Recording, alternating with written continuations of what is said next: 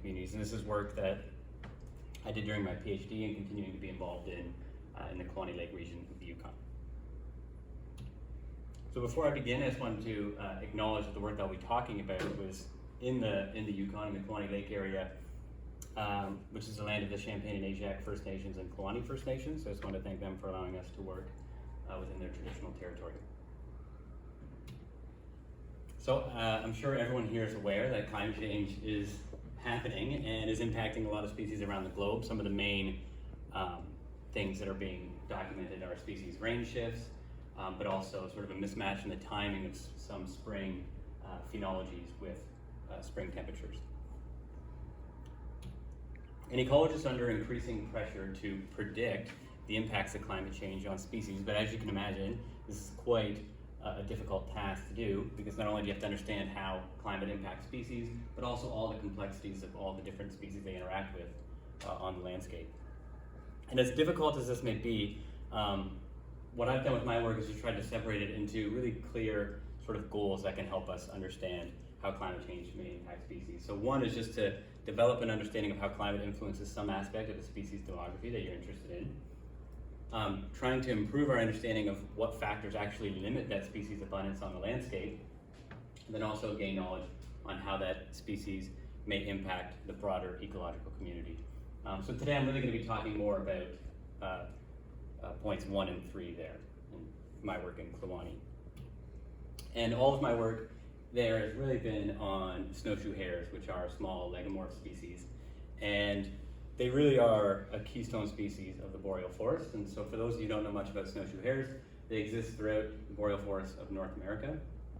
And we think of them as a keystone species and having a really big impact for a few main reasons. Number one is they are kind of the main prey for a lot of predator species, or at least an alternate prey for a lot of predator species that exist in the boreal forest. But really the big one is they go through these sort of infamous population cycles. So this is data that's been collected in the Kelowna Lake region of the Yukon for, the study's been going on for I think 45 years now, maybe a little bit longer. So this is spring density, and as you can see, these continuous peaks and troughs of abundance that happen around every 10 years or so. And to give you a little perspective of the magnitude of these cycles, in a square kilometer of forest, you can have as many as 250 snowshoe hares at the peak, but in the decline there can be less than 5. So huge changes in abundance.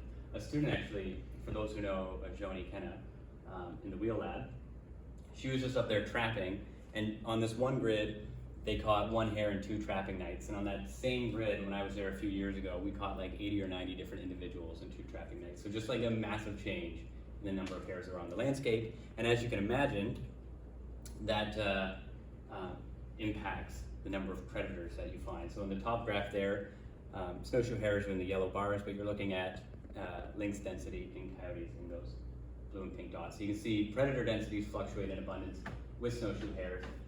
Those are kind of the 2 main predators, but also great horned owls and a lot of other species fluctuate in abundance.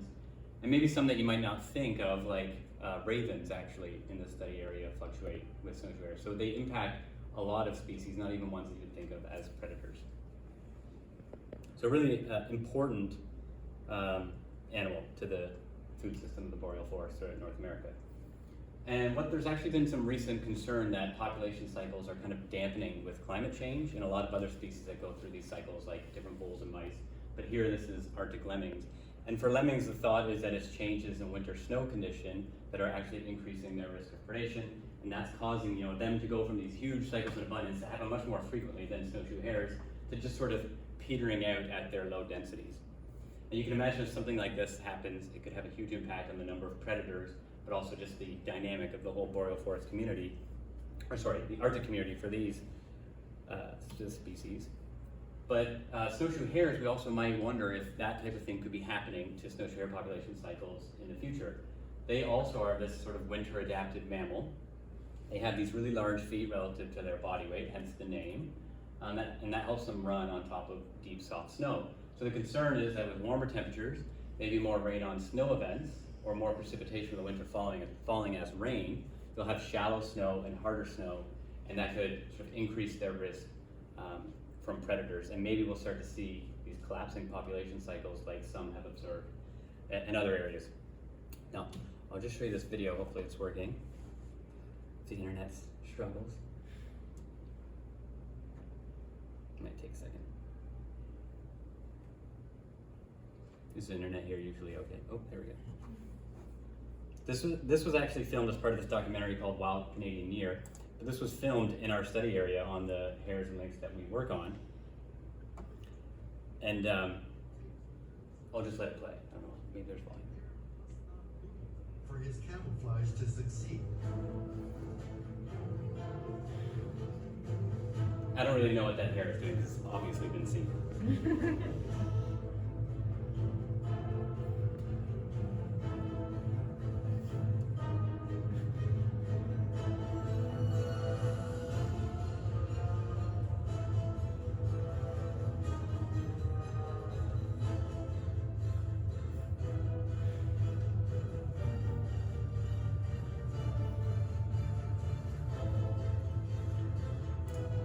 Pause it because they stitch it together to show that that hare gets killed, which is not true. That hare got away. Oh, now I don't know how to get out of here. Perfect. Okay. So the reason why I showed you that is because it's pretty cool, but also is you can kind of understand the actual, magnitude or how close those encounters get. The difference between whether or not the hare survives or lives is pretty narrow. And so you can imagine how just, even slight changes in the snow conditions that start to favor the lynx causes that outcome to be different and could, drastically alter their likelihood of surviving these types of encounters. And so that was sort of a lot of our work, or a lot of my work when I was up there, was to look at how changing snow depths could impact snowshoe hares. And so I've said this a few times, we work in the Colony Lake region of the Yukon. So this is sort of a snapshot of this area. It's beautiful, pristine boreal forest, sort of dominated by white spruce, and then we have the St. Elias Mountains in the background. So a pretty awesome area to work in. And for those of you who are not familiar with the region, it's kind of in the southwestern corner of the Yukon, and this is kind of in the core of the snowshoe hare range. So I showed you that video of a Canada lynx and a snowshoe hare, and lynx are really the main predators of hares.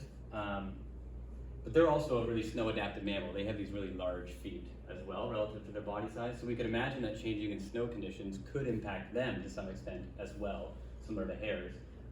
But an alternate predator in our system, the coyote, is sort of an alternate predator throughout their range, is not really a snow-adapted animal. They have really small feet relative to their body weight. They sink in deep snow. So we could imagine that changing snow conditions might influence these predators differently.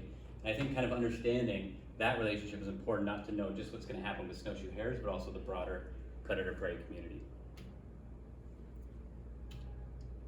So for 4 years when I was up there, we basically collared hares continuously throughout the winter.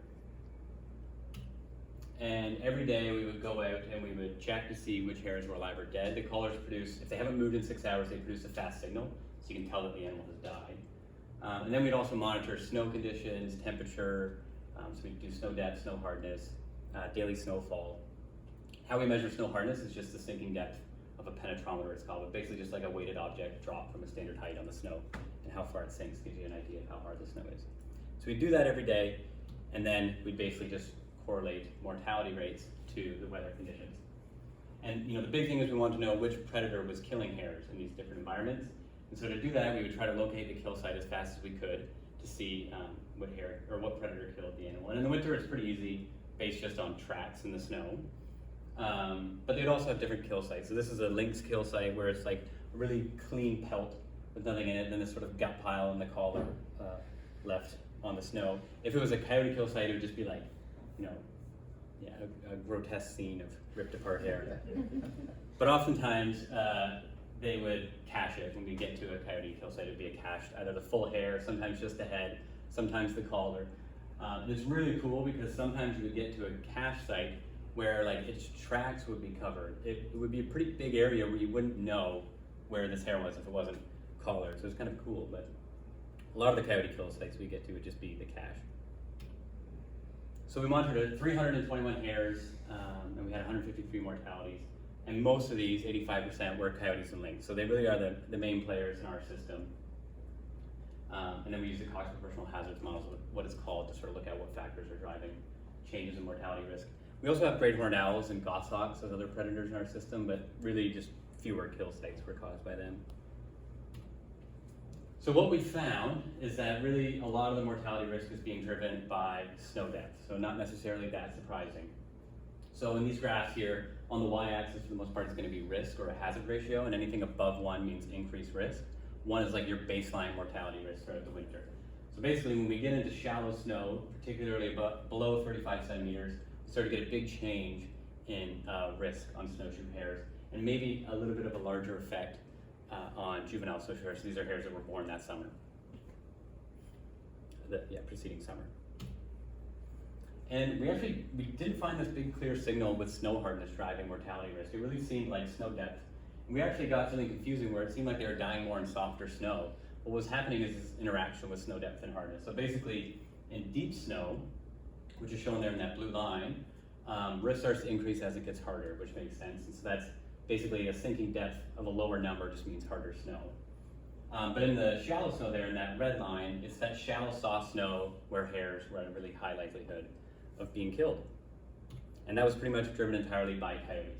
So in shallow, soft snow, really high risk of dying from coyotes, relative. And then you'll see in that blue line there, that's 60 centimeters, essentially no risk. That line is almost near zero. So the risk from coyotes in deep snow is almost non-existent. And this is just kind of to show you that a little bit more clear. This is just snow depth. You're seeing that huge increase in risk from coyotes in shallow snow. But the cool thing is lynx seem kind of unaffected. They basically can hunt hares across a range of different snow depths and snow hardnesses. And that can kind of be shown here as well. So what we did is when we get to a kill site where it was actually where the prey was killed, or we think, so not like a cache site or something like that, we would monitor the snow conditions, or we measure the snow conditions at that area and compare it to our sort of basic grid measurements. So basically, a value of 0 means they're killing hares in something similar to the grid level measurement. And basically you can see lynx there on the left for both A and B. They're killing hares across a range of various snow depths and snow hardnesses, but coyotes are always below 0. So they're killing hares not only on days when the snow's shallower and harder, but also in areas where the snow is shallower and harder. So they're really, that's really the area where coyotes are able to hunt hares. And I think it's not necessarily that complicated of a phenomenon. Basically, when the snow is shallow, let's say you get 20 centimeters of snow on the top there, snowshoe hares are running along the surface and they're slowed down a bit. Coyotes are still essentially running on the ground. Then that snow gets deeper, nothing's really happened for hares, but now coyote mobility is greatly reduced. And I think that's basically all that's going on. And what we can do is use these models to sort of predict if we had prolonged shallow snow and things like that. What are these weather conditions? How does that impact monthly survival rates? And the key takeaway, and really the big finding here, was that it has a really substantial effect. The effect size of snow conditions on hare mortality is quite large. So on the top graph, that's just looking at snow depth. On the deep snow, going from 0.95 to something like 0.8 is the difference between a population that's going through the increase phase of the cycle versus the decline phase of monthly survival rates. And you can see in the bottom here on the shallow, soft snow, below 0.8, that's really low mortality or survival rates for snowshoe hares. And this just kind of shows you a little bit of the importance of survival for these population cycles. So this is just kind of recapture rates from the fall and spring there on the left, or on the y-axis, which is a proxy for overwinter survival. And the different groups are just adult and then different ages of juveniles, whether they're born earlier or late in the summer. But basically the key takeaway here is the increase phase. You can see just a lot higher survival than the decline and the low across all age groups. And so if survival is significantly reduced by changing in snow conditions, that has the potential to really impact whether or not hares can increase to get those really high amplitudes. So a big question we'd have is then, well, what's happening to snow conditions in Kelowna? Is that something to even be concerned about? Luckily, when you work in these sort of long-term projects a lot of people have been involved in, there's data that you can have access to that you didn't necessarily even know you wanted when you started out. And what was cool is after snowfalls in the wintertime, they've been monitoring snow depth at consistent locations for the last 30 years. And so when we plotted out, what we find is that maximum snow depth has declined roughly 15 centimeters a decade since 1990. So a pretty drastic change in snow depth. And Kelowna is not it's not a place that gets really huge snow relative to other parts of North America. But these maximum snow depths more recently of less than 60 centimeters is really shallow. And if we keep playing that curve out, we could start to get snow depths that are approaching that 40 centimeters, 35 centimeters, where hares start to have really poor overwinter survival rates or monthly survival. So in the future, we could start to see the amplitude of these cycles declining with those changes in shallow snow.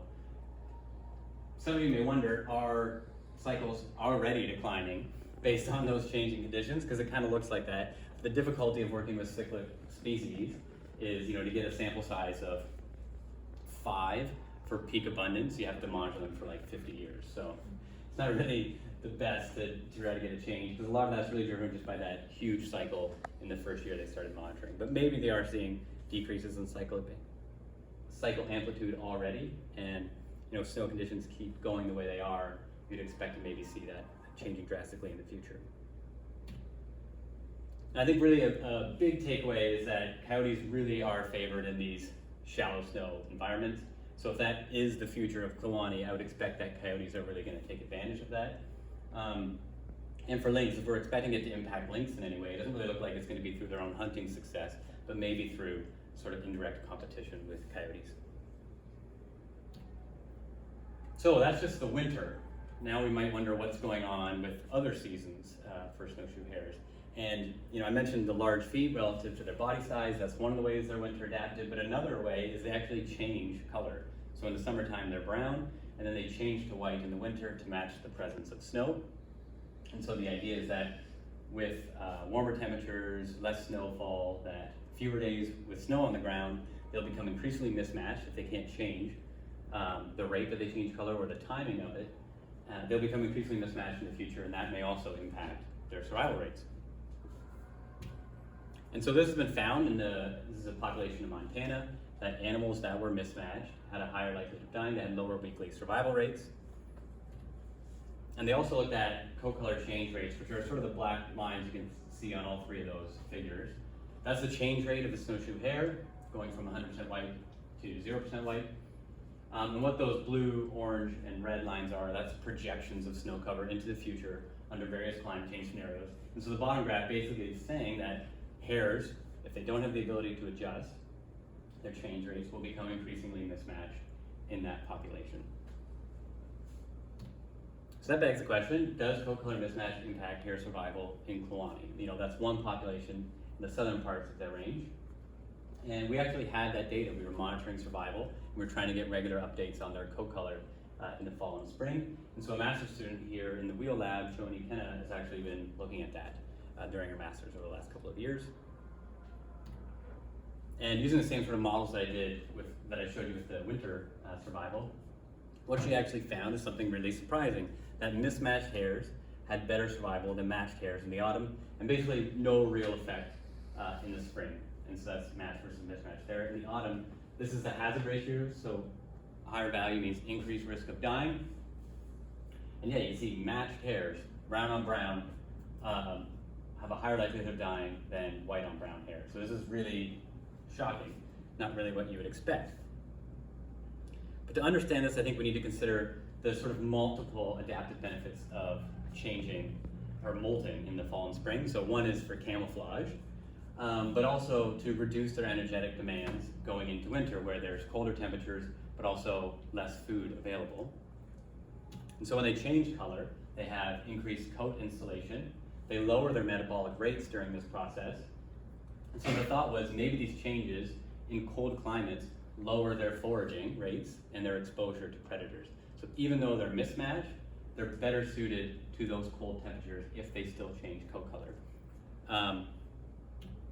And what's cool is a subset of our hares actually have these things called accelerometers on them.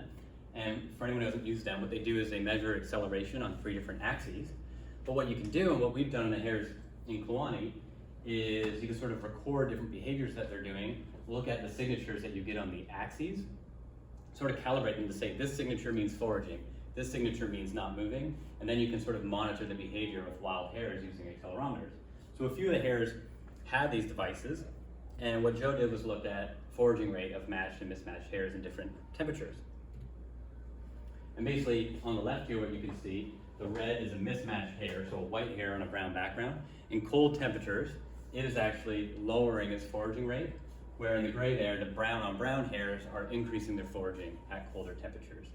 And so this may be the mechanism of why mismatched hares have better survival in the fall. And what's cool is you can see in the spring we didn't see a difference, but they're actually foraging. There's no difference in the foraging of matched and mismatched hares in the spring, and that seems to be because mismatch in the spring is happening at warmer temperatures. And so this may be sort of a mechanism to explain where you'll see the sort of negative survival with coat-color mismatch is depending on the temperature. So in cold temperatures, it may improve survival because they're white and better adapted to those cold temperatures. But when the mismatch is happening at warmer temperatures, they have worse survival. And this may explain a bit of the discrepancy between studies. We found an improvement in survival, but then the two other studies that have done it found that it had a negative impact on survival. But mismatch in those areas was happening at a lot warmer temperatures than it was in Kelowna. So maybe that's a mechanism that could explain differences that we found among studies. So what could happen in the future then? If we're getting warmer temperatures in Kelowna, does that mean that mismatch could start to have these negative survival effects? Well, what's interesting is climate change, the warming of temperatures happening at different rates in different seasons in Kelowna. So in the autumn there in the top left, we're not really seeing any real change in temperature. So the prediction, if we played that forward, that we might not see anything really happening with coat-color mismatch in terms of negative impacts.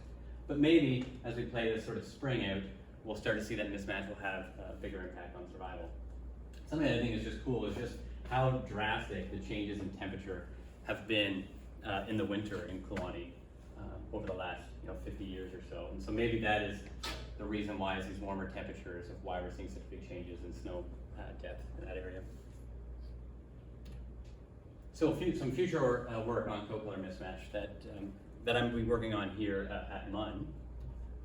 Now, just from our sort of discrepancy in our results between the work in the southern parts of the range and our work in Kelowna, I think there's a lot of work still to be done to try and understand actually what's happening with mismatch and snowshoe hares across their range.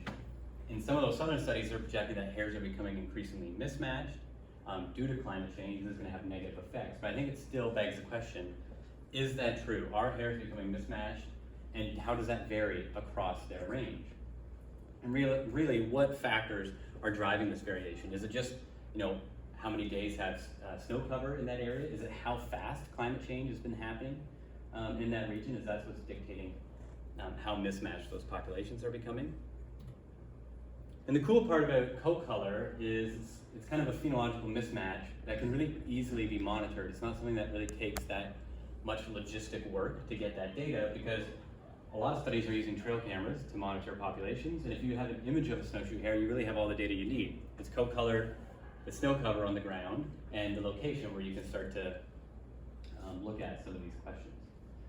So that's what we've been doing is sort of compiling a lot of trail camera data that exists out there to use it to monitor coat color mismatch and snowshoe hares. And it's cool because these are not projects that we're looking at hares. It's like deer or caribou or something like that. But you just get a lot of incidental photographs of snowshoe hares that we can use, which is great. And so the big things I want to do is examine how the degree of coat color mismatch varies across their range, but also determine the factors influencing coat color mismatch. And really now, after Joe's work, trying to look at differences between seasons, because that kind of, Joe's results have sort of thrown what we were really thinking about coat color mismatch when we started this project. And so the last thing I'll mention in terms of coat color work that just adds a little bit more confusion are these things called polymorphic zones. So in certain populations, snowshoe hares actually change in the wintertime to brown. So they go through a molt, but they stay brown. And what's thought is that in areas where brown and white color morphs exist, is that they can have evolutionary rescue where these brown color morphs are actually rescuing the population from declines from climate change. They're better selected because they stay brown during the winter time. And so better selected in areas that are showing reduced snow cover. And so what's been done is sort of predicting where these animals occur, where there's these polymorphic zones of brown and white winter snowshoe hares, and claiming them as sort of areas that can foster evolutionary rescue. But I think there's still substantial uncertainty around the location of these areas, and even if they actually do foster evolutionary rescue, is a population that has a winter brown morph, are they actually better able to withstand the impacts of climate change? And so that was really what we could do with this camera database as well, was look at the location of where there's winter brown populations, but then also determine if that winter brown morph is increasing in frequency in a population or increasing in geographic coverage of snowshoe hares. So that's something we hope to look at. What's going to make this work difficult is we're not actually finding that many of them. So I don't think, at least for snowshoe hares, it's that common of a phenomenon across a range. It's really more tied to these localized populations. So now I'll switch focus a little bit to more of the sort of broader impacts of snowshoe hares on the boreal forest community and how changing snowshoe hare densities may impact the boreal forest. Now we know they have impacts on predators, but what I'm going to focus is on the vertebrate scavenging community in the boreal forest. Now this work happened fairly organically when we went up there. This is a photo from 2015 of 4 of us, 5 people were up there, and we were all monitoring hares. And so our first mortality, we all went out to see what it was together because we were so excited. And we decided to put a camera up at the carcass. It was a goshawk kill. There's pretty much a full carcass left. So we thought, I wonder what will come back to this or what will scavenge it. So we got the SD card, we came back to our camp. This is us at Squirrel Camp. And this was like the most exciting part of my PhD, is whenever we would go out and collect the carcass camps to see what was scavenging. There's actually a lot of people in this photo in this room. And that first carcass was actually taken by an ermine, which was cool. So we didn't really ever see them there. So it was cool to see them on camera. And then right after ermine took it, a lynx came and checked out what was going on. So we were obsessed from that moment forward. We really wanted to look at vertebrate scavenging rates, or vertebrate scavenging dynamics in the system, just because it would be fun too. But also this sort of idea of carrion ecology is kind of an emerging field. There's not a ton of work on it. And most of that work is really tied to species of conservation concern, like vultures. But more and more people are starting to argue that scavenging has a really important impact on food web stability. And one of the ways is by creating all of these indirect links in the food chain that help stabilize it from really strong consumer resource interactions. So basically, a food web on the left that's really simple, plant, herbivore, predator. If you start adding in scavengers, you create a lot of these indirect links in the food chain. Now that's like a simplistic scavenging community where they just have OS there, which is obligate scavenger like a vulture. But in reality, you have all these other facultative scavengers as well that are scavenging the system. The other thing scavenging does is it keeps biomass in higher trophic levels. So rather than a carcass decomposing, becoming food for invertebrates and other decomposers, vertebrates scavenge that material. And so it creates this kind of competition between vertebrates and invertebrates, which is really cool as well. But like I said, there's not a ton of work on scavenging communities, and most of that comes from very few ecosystems that are really dominated by things like vultures that were of conservation concern.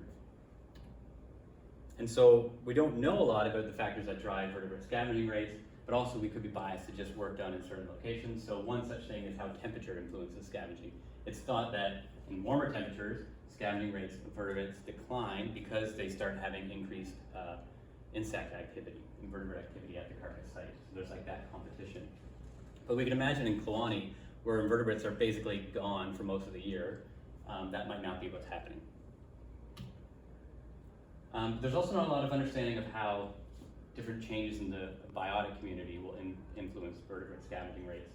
So we can imagine something like snowshoe hare cycles, or just changes in prey density on the landscape will influence the likelihood that their predators scavenge, and that will influence the sort of efficiency of the vertebrate scavenging community. If you put out a carcass, how fast is that carcass consumed by vertebrates? And that would likely depend on how much prey is on the landscape, or also maybe how much carrion is actually on the landscape. But this is obviously hard to really measure, to have density of all these different prey animals, but that's the great thing about working in Kelowna, is we had that data. And then for me, what we also wanted to do is just look at what animals scavenge snowshoe hare carcasses, just the idea that if snowshoe hares start to decrease in abundance, what are some other species outside of predators that could be impacted? And no one's really ever looked at that before. And in reality, no one's really looked at scavenging before in Canada, at least hardly at all. So this is just a global meta-analysis on, they were looking at how human footprint impacts the number of scavenger species. But basically what you can see is there's essentially no dots in Canada, and really no dots in the boreal forest. So no one's really looked at or tried to quantify the richness of our scavenging community and how efficient they are. So that also is sort of motivation to do scavenging work in the northern boreal forest.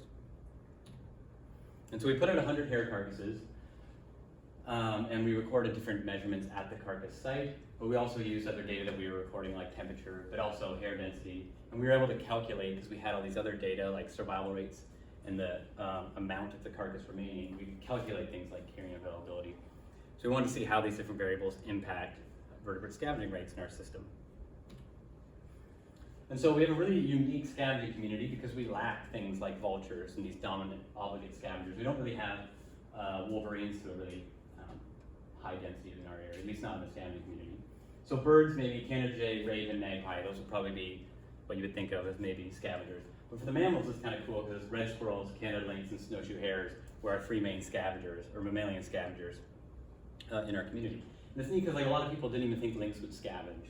Like lynx researchers didn't think they would be, you know, a common scavenger, and they're taking a quarter of the carcasses. And when a lynx gets there, it's pretty much the carcass is consumed essentially. But I'll focus here for a minute on snowshoe hares because this was something that I was obsessed with because I think it's cool that snowshoe hares scavenge. And so we actually looked at this a little bit. We were putting out other carcasses as well outside the hare ones just for fun whenever we had them available. We basically quantified in this little field note that hares essentially scavenge primarily during the winter, and in particular in November. That's over 40% of carcasses we put out have a snowshoe hare scavenging at them, which is kind of cool. And what we think of is just there's not a lot of food for this animal in the winter time, and so that's probably just they need protein, and this is a way to access it. Is sort of what we were thinking.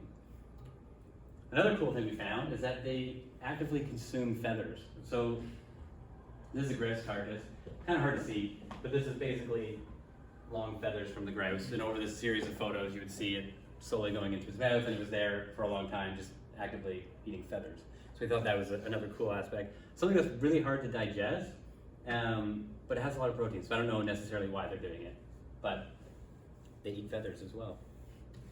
And this is just another image of them eating feathers. This is a great horned owl carcass. So the other cool thing is we have them scavenging great horned owls and also a lynx carcass.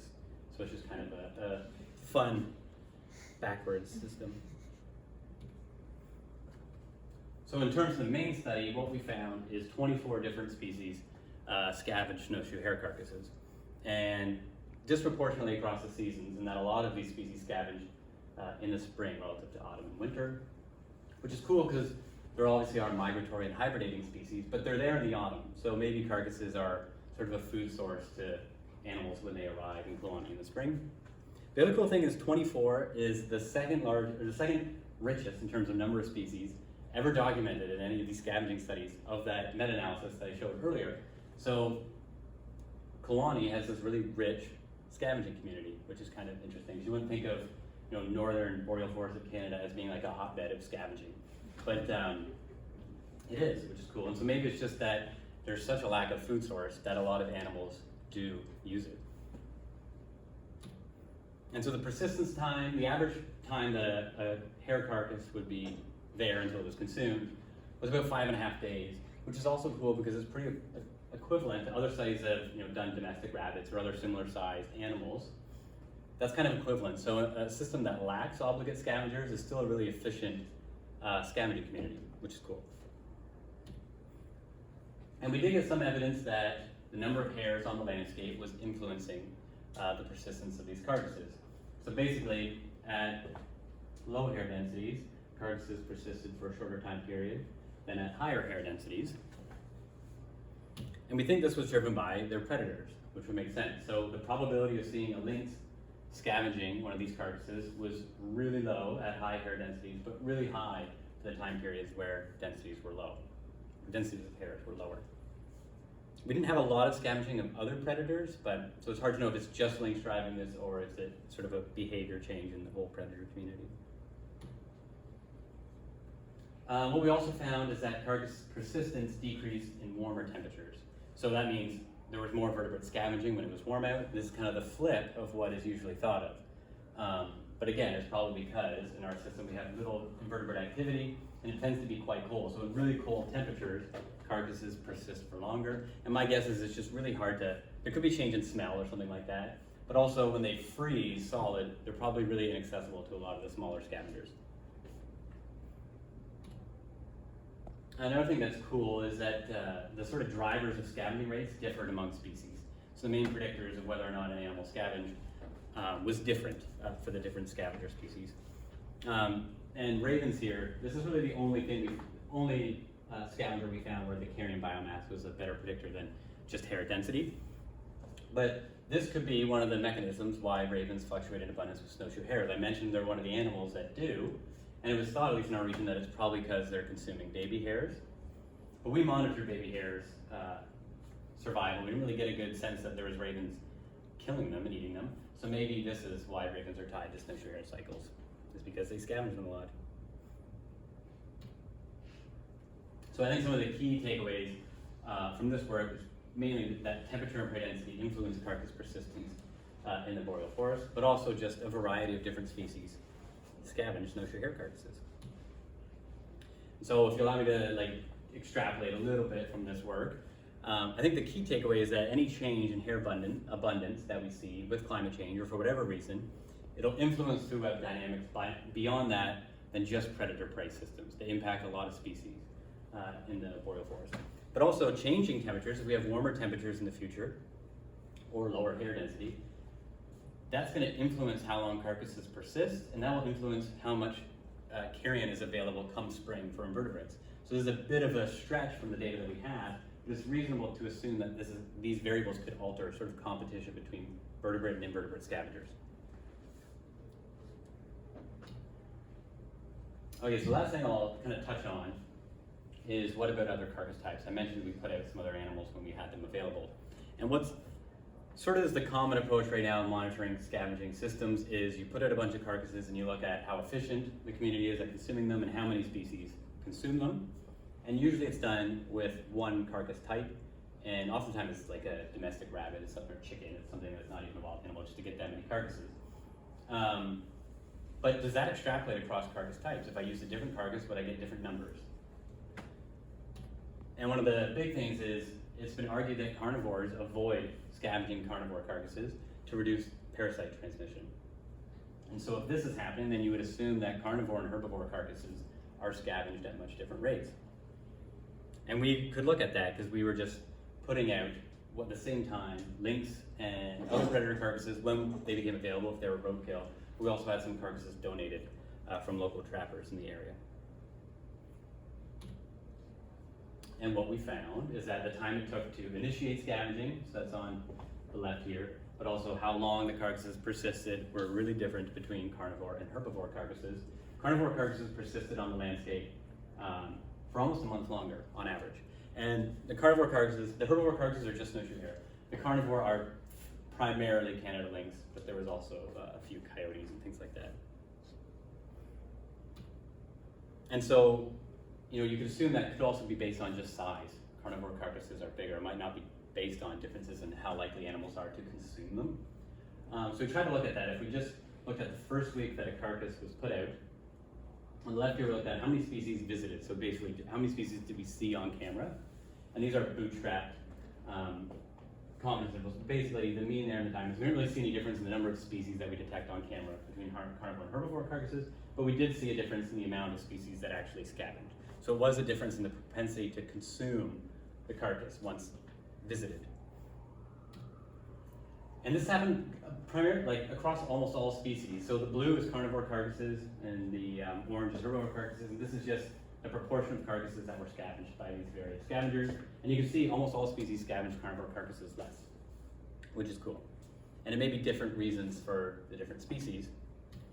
But I'll highlight Canada lynx here because they were one of the main scavengers on herbivore carcasses, and we thought really are driving a lot of the efficiency of the scavenging system. But they didn't scavenge carnivore carcasses. Not once did we detect a lynx scavenging the carcass of another lynx. So maybe this sort of disease or parasite transmission, maybe that is supported a little bit by our work, that could be driving these differences, or at least some of it. Now, a cool thing we found is that surprised us, the fact that Canada lynx never scavenge lynx, because for people who trap lynx for fur, lynx meat is one of the main sort of baits that they use. They think it's highly attractive. So we suspected that lynx would scavenge lynx, but we didn't. But we did find, it seems like anyways, I haven't quantified this, but lynx are highly attracted to lynx carcasses. We saw them visiting them all the time, they just never ate them. So I don't know, maybe there's something cool going on about, you know, being attracted to the smell of a dead lynx, wanting to know maybe this is a mate you're recording, maybe this is a territory holder beside you, but maybe there's lots of information to be gained from inspecting a dead lynx. So they do seem highly attracted to them, which is cool. So some future research that I would love to do in a dream world in Kluane on vertebrate scavenging. One is looking at snow. So we didn't really look at how snow depth changes scavenging rates, but as we've shown, snow depth is changing in the area, so it's, you know, good to probably assume that this could have substantial impact on the vertebrate scavenging community. And I think really this could have a much bigger impact than temperature or some of these other variables, because huge dumps of snow throughout the winter probably bury carcasses and make them unavailable to vertebrates. So I think, like, if you can imagine two different carcasses, one buried by snow, that's going to alter the scavenging community at those carcasses, who's actually able to access them, which would probably alter the carcass persistence time, and that's going to change how much biomass of carrion becomes available in the spring for invertebrates, and it could alter sort of concentrations of nutrients. Are they dispersed across the landscape by vertebrates when they scavenge, or are they sort of left to be decomposed by invertebrates? So you can imagine that could have a huge impact if we're talking about big carcasses like bison or muskox or something like that. So this is an experiment I would love to do in Kluane or anywhere. The other thing I think that's really cool about scavenging is, you know, in the climate change research, we're kind of going on these two different paths. And so one is doing these really large scale habitat suitability models and then looking at how species ranges might shift in the future and things like that. Those are things that I did during my master's degree. And then the other is these more like detailed population level analysis, looking at the complexities of how climate change may impact populations, but then they might not extrapolate well across the species range. So for my work, it could be different in an area that has completely different predators. But what's cool is scavenging is really a really complex ecological process, but we can monitor it very easy logistically. All you need is a camera and a carcass, however does that sound. And you can easily monitor vertebrate scavenging rates. And so I think this is a cool system to start to look at really large scale impacts of climate change on an ecological process. And also my pitch to everyone in here, I would put cameras out at carcasses if you can. For one, it's fun, but also you learn a lot of cool stuff about your system. And so this is a photo of a turkey vulture, and this is the first time a turkey vulture had ever been seen there in the Kluane Lake area. It's only like the third time ever in the Yukon they've seen a turkey vulture. Funny enough, it did not scavenge, but cool that we were able to see that when we wouldn't have if we were putting out cameras. And we also got the first ever recorded incidence of a hawk owl scavenging, which was also really cool. It was scavenging a lynx carcass. We actually then got it a few more times. It was scavenging a lynx carcass for several days and actually defending it from magpies and other species. So just a cool sort of natural history observation. So pro monitoring carcasses with camera. So some big takeaways, just because there's been a lot of different stuff, so I'll just sort of close with a few main points. Basically what we found, shallow snow increases winter hare mortality, and mainly through coyotes. And we're also observing huge changes in snow depth in the region, so this could impact snowshoe hare cycles, but also the broader predator-prey community. Coat-color mismatch, strangely enough, improves survival in our population, but we think it's in cold temperatures and likely through differences in foraging. Hair density and temperature can alter vertebrate scavenging rates in our system, and that vertebrate scavenging rates, the efficiency and how many species scavenge is different between carnivore and herbivore carcasses, and particularly carnivore carcasses persisted on the landscape longer. And that's all I have for today. I'd like to thank a ton of different supervisors and people who supported this project. a lot of students that either worked directly on questions or helped me out during my PhD, collected this data. There was sort of a big group of us during that time working on snowshoe hares, which was really great because just all of us in our questions had access to a lot of data that we wouldn't have been able to do individually. Then also the Champagne-Ajac First Nations and Quanti First Nation, all the technicians that helped out, it's like 27 or something like that. A lot of different people worked on this project, and then the funders. And so I'm happy to take any questions anyone might have.